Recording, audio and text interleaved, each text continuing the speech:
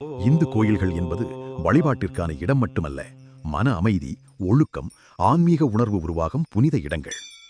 கோயிலுக்குள் செல்லும் முன் காலணிகளை கழற்றி கை கால் சுத்தம் செய்து மனதில் உள்ள கவலைகளை விட்டு அமைதியாக நுழைய வேண்டும்.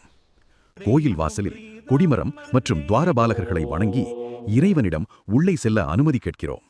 இது மனம் பணிவுடன் இருக்க வேண்டும் என்று நமக்கு நினைவூட்டுகிறது. உள்ளே நுழைந்தவுடன் முதலில் விநாயகரை வணங்குவது வழக்கம். ஏனெனில் எல்லா தடைகளையும் நீக்கும் தெய்வம் விநாயகர் என்ற நம்பிக்கை உள்ளது. பின்னர் மூலவரை தரிசனம் செய்து மலர், பழம், தேங்காய், தீபம் அர்ப்பணிக்கிறோம். இது நம் மனதில் நன்றி, பக்தி மற்றும் சுத்தி உணர்வு உருவாக்கும். இரு கைகளையும் கூப்பி கண்களை மூடி உச்சரிப்பை விட மனதார பிரார்த்தனை செய்வதே உண்மையான வழிபாடு. தரிசனத்திற்கு பிறகு தீர்த்தம் மற்றும் பிரசாதம் பெற்றுக்கொண்டு இறைவனின் அருளை ஏற்றுக்கொள்கிறோம். இறுதியாக சந்நிதியைச் சுற்றி வலதுபுறமாக பிரதட்சணம் செய்து நன்றியுடனும் பணிவுடனும் கோயிலிலிருந்து வெளியேறுகிறோம்.